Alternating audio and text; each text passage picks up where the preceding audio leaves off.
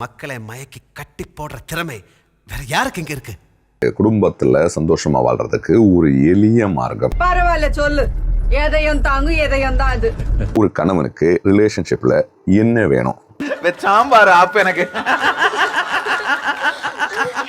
நீங்க நினைக்கிறீங்க?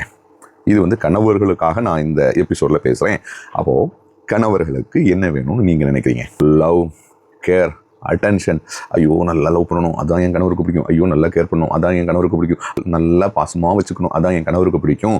உடனே நீங்கள் நினைப்பீங்க, இல்லை அவரோட இன்டிமெசி, அதாவது நெருக்கமாக இருக்கணும் அதுன்னு நீங்கள் நினைப்பீங்க. அதையெல்லாம் தாண்டி ஒன்று இருக்குது.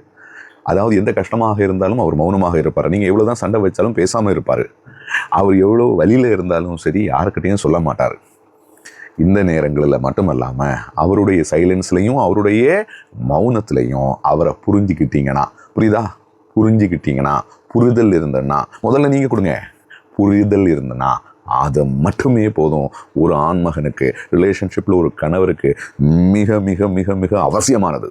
அவங்க என்னை பற்றி புரியவே இல்லையே, நீங்கள் இதை ஆரம்பித்து பாருங்கள். புரிதல் எதற்காக என்கின்ற புரிதல். அதற்கு தெளிவு வேணும், நோக்கம் வேணும், எண்ணம் வேணும், அன்பு வேணும், பொறுமை வேணும்.